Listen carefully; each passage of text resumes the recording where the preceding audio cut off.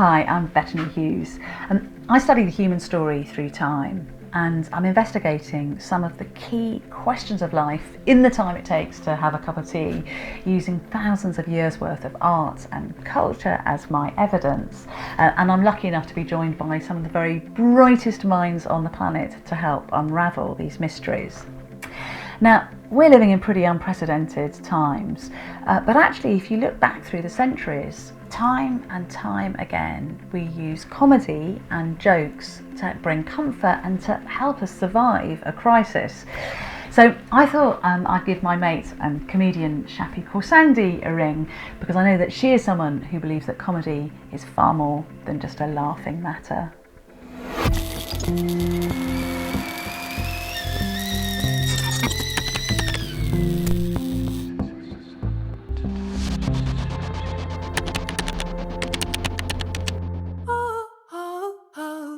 Shappi, hi, how lovely to see you.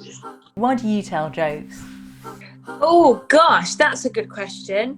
I tell jokes because I have a compulsion to talk with strangers, and making them laugh is the quickest and easiest way to make a connection. I thought you might be interested in having a look at one of the world's oldest jokes.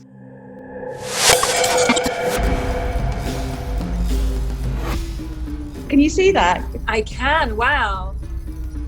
I mean, if that is an ancient joke, I'd say sort of get to the punchline a bit quicker. It looks very long.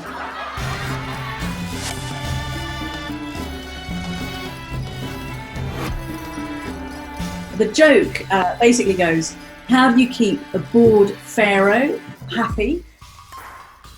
Sail a boatload of young women dressed only in fishing nets down the Nile and then persuade him to go on a fishing trip.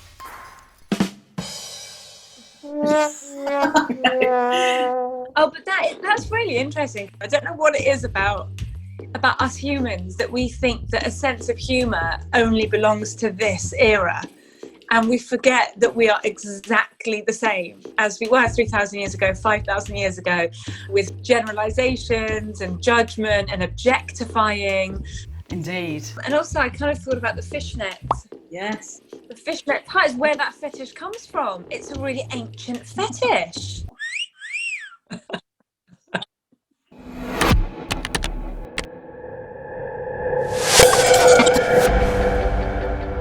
What I love about comedy, if you look back to its really early roots in ancient Greece, it actually was developed as something to bring people together. The song of Komos was the song that would bring together everybody from the village in this kind of wild procession. So comedy was thought to be something that actually created community. I mean, is that something that you find when you do your work as a comedian? With stand-up, the audience's relationship with one another is critical. It's if you get that wrong, if you don't create an environment where they have bonded, then you fall and you have to somehow rescue it. There's some brilliant research as well that neuroscientists tell us that when we hear somebody giggle, even if we have no idea what they're laughing about, that triggers our brains to respond with a smile. So it automatically connects people and makes them feel as though they're sharing something. Yesterday I was in an open air theatre and it was like a third capacity for social distancing, and everybody sat in the rain, and the atmosphere was so cathartic because we all wanted to gather and we all wanted to laugh together, and the audiences needed each other as much as they needed the comic. It was very beautiful, actually. I get quite emotional about stand-up comedy. It's really interesting because all mammals laugh, we now know. So cats and rats and dogs, they're kind of giggling away a lot of the time. But as a species, we're the only mammal who would prefer to laugh rather than to breathe sometimes. That's kind of physically how our muscles are arranged. Yeah. So we could actually die laughing.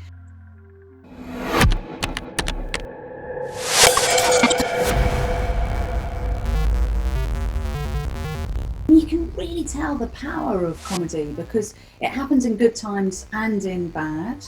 I know that's something that your family's had absolute direct experience of, because isn't it right that your dad had to flee Iran just because he'd written a single satirical poem?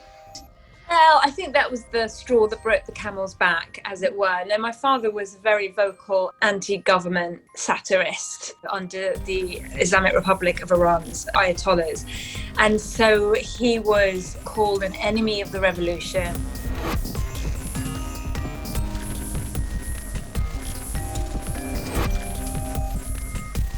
It's not just Iran, there's other countries where they go for the comedians, they go for the satirists, because they know that they're the ones that make a powerful connection with people. Nobody changed anyone's mind with comedy, ever, or satire. But what you can do is strengthen the resolve and the resistance of people who are already on the same side. And that's a powerful thing.